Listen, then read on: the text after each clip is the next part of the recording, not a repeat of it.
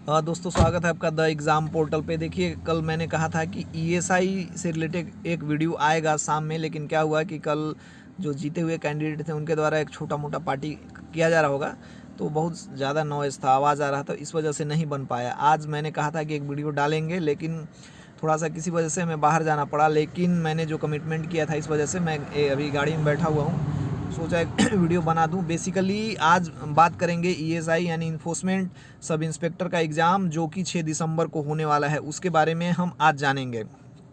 तो सबसे पहले जो पोस्ट है, देखिए ये परिवहन विभाग से संबंधित है, और सबसे इसकी खास बात क्या है कि इसमें पोस्ट जो है काफ़ी कम संख्या में आते हैं और काफ़ी मतलब बाद में आते हैं, इसलिए इसकी महत्ता ज़्यादा है। जैसे मान लीजिए अभी सब इंस्पेक्टर के 1717 पोस्ट आए थे, फिर 2400, फिर 2200, तो ये संख्या ज़्यादा है। तो मतलब आप जहाँ पे रहोगे आपके साथ 2 सब इंस्पेक्टर 4 सब इंस्पेक्टर रहेंगे, लेकिन इनकी जो पोस्टिंग होती है 212 है, तो एक ज़िले में मुश्किल से 3 और 4, इस वजह से इनकी महत्ता ज़्यादा है। एक काम जो करते हैं डिस्ट्रिक्ट ट्रांसपोर्ट ऑफिसर, जो कि बीपीएससी से आए हुए पदाधिकारी होते हैं, उनके अंडर काम करते हैं, और प्रमोटी जो होते हैं ईएसआई वाले, ये भी बाद में डीटीओ बनते हैं। ठीक है, इनका काम क्या है कि जो मतलब मेनली हाईवे पे जो है वाहन जैसे ट्रक और ये सब की चेकिंग और ओवरलोडिंग और बहुत कुछ उससे रिलेटेड होता है। बाकी यह एक अच्छा मतलब रॉयल पोस्ट है। आप समझ रहे हैं मैं किस प्रयोजन से कह रहा हूँ, इसकी महत्ता बता रहा हूँ। ठीक है, और दूसरा इसमें खास बात क्या है कि जैसे आप लोग बिहार पुलिस में सब इंस्पेक्टर का फॉर्म काफ़ी लोगों ने भरा था, तो उन्होंने सार्जेंट को प्रेफरेंस दिया था, क्योंकि वो हेडक्वार्टर में रहना चाहते थे, थोड़ा सा एक लाइफ स्टाइल अलग होता है। तो समझिए कि ये मतलब एक सार्जेंट टाइप का जॉब है इन द सेंस, इसलिए मैं इसे सार्जेंट कह रहा हूँ कि आपकी जहाँ भी पोस्टिंग होगी किसी जिला हेडक्वार्टर में होगी, और उससे इतर थोड़ा सा आसपास में ही रहेगा, मतलब आप किसी शहर में ही रहेंगे। गांव की पोस्टिंग इसमें कम है, कम नहीं मतलब ना के बराबर है, क्योंकि जो जनरली सारे हाईवे हैं उस शहरों से ही होके गुजरे हैं, इसलिए ये पोस्टिंग इसकी अच्छी है। यानी कि जॉब प्रोफाइल कुल मिला जुला के काफ़ी अच्छा है ना। तो ये तो हो गया जॉब प्रोफाइल की बात। और देखिए इसमें अब जॉब प्रोफाइल से पहले हम इसमें बात कर लें एग्ज़ाम को पास कैसे करना है। अब बचे हुए हैं आपके लगभग 20 दिन बचे हुए हैं, और काफ़ी आप लोगों ने पढ़ लिया होगा। बिहार मेंस जो दरोगा का मेंस दे रहे हैं उनका भी होगा, बिहार एसएससी वालों का भी होगा, तो वो आपको अपनी स्टडी करते रहना है। लेकिन मैं यहाँ पे आपके लिए प्रायोरिटी सेट करूँगा कि कैसे करना, और 100% उस तरीके से आप करिएगा, रिजल्ट आपका होगा।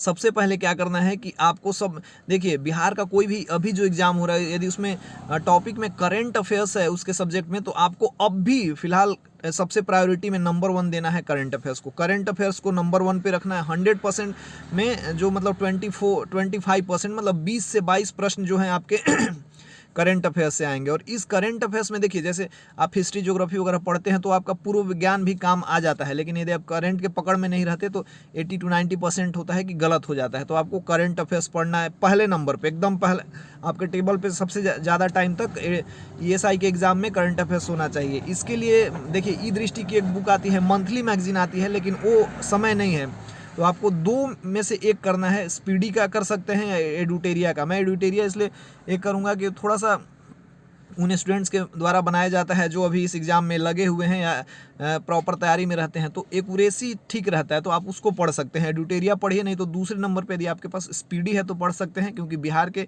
एग्ज़ाम में उससे काफ़ी प्रश्न मतलब करंट वाले डायरेक्ट स्पीडी से भिड़ जाते हैं। ठीक है, दूसरा आपको हिस्ट्री पढ़ना है। हिस्ट्री के लिए आपको घटना चक्र को प्रीफर करना है। दूसरे हिस्ट्री इसलिए मैं घटना चक्र इसलिए कह रहा हूँ कि लुसेंट या क्राउन से उसमें थोड़ा सा ज़्यादा दिया हुआ है। दूसरे नंबर पे प्रश्नों की जो संख्या रहती है ईएसआई में वो हिस्ट्री से रहेगी।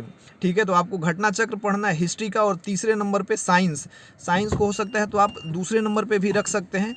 दूसरे नंबर पे साइंस और तीसरे नंबर पे हिस्ट्री, यानी कि 3 सब्जेक्ट को प्रायोरिटी देना है आपको। एडिटोरिया और एसपीडी से करंट अफेयर्स करना है। घटना चक्र यदि है आपके पास, नहीं है तो काफ़ी कोई दिक्कत नहीं है। क्राउन से आपने पढ़ा है, लुसेंट से पढ़ा है, बहुत अच्छा है। लेकिन यदि आपके पास है तो घटना चक्र से साइंस और घटना चक्र से हिस्ट्री पढ़िए। ठीक है, इसके अलावा और 2 जो सब्जेक्ट हैं, ज्योग्राफी और पॉलिटी, लुसेंट या क्राउन में मोर देन एनफ है। उसके अलावा आप कोई और बुक पर पल मत हुई, क्योंकि आपके पास समय नहीं है और आपको रिजल्ट भी चाहिए। तो ये प्रायोरिटी रखिए 5 सब्जेक्ट का, current affairs, science, history, geography और polity. Geography polity basically Lucent से करिए या क्राउन से करिए। अभी कम समय है तो आप लुसेंट से करिए, 100% सारे के सारे प्रश्न वहीं से भिड़ेंगे। ठीक है, और एक और अंतिम बात आती है कि जो हमने टेस्ट सीरीज़ एक किया है 4000 प्रश्न, उसको भी आप लगाइए और ज़रूर से लगाइए। उसमें खास बात यह है कि हमने उसका उसमें जो हमने पैटर्न सेट किया है वैसे ही प्रश्न बिहार में बेसिकली पूछे जाते हैं। और उसकी खास बात क्या है कि वो जो सारे के सारे प्रश्न उठाए गए हैं बिहार के प्रश्न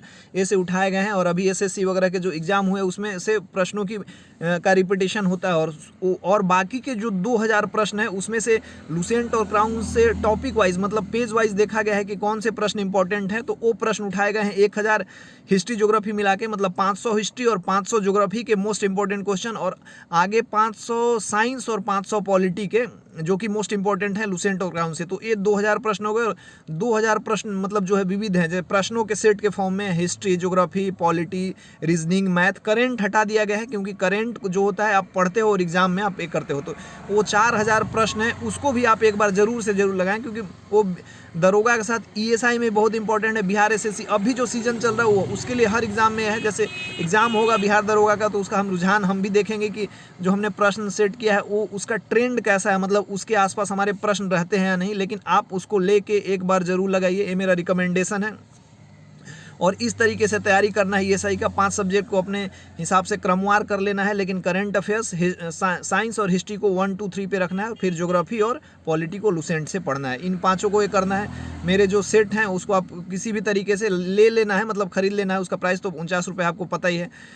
उसको लेके उसमें से भी जो है प्रश्नों को रट जाना है इन द सेंस, और समझ लेना है कि प्रश्नों की ऐसी प्रवृत्ति है। ईएसआई 100% निकलेगा। इन तरीके से आप यदि पढ़ाई करते हैं तो 70+ कहीं भी नहीं जाएगा, और आपका जो पढ़ा हुआ ज्ञान है उसमें भी आप ऐड ऑन करते हैं तो आप 75+ जरूर करिएगा। और इतना सफिशियंट है क्योंकि सीटें कम है, लोग काफ़ी हैं, लगभग 1,80,000 लोगों ने फॉर्म भरा है, तो एग्ज़ाम भी मान लीजिए 1-1.5 लाख लोग देंगे ही। उसमें कट ऑफ 2200 सीटों के लिए काफ़ी ज़्यादा होने वाला है। 75+ तो 100% जाएगा, इसलिए आपको उसी हिसाब से तैयारी करना है कि हम 75+, 77, 78 लेके आएँ, और आप जो मैंने तरीका बताया इसी तरीके से कर सकते हैं। चलिए अब जो अगला वीडियो हम अच्छे से डिस्कस करेंगे वो बिहार कांस्टेबल के लिए करेंगे। तब तक के लिए जय हिंद।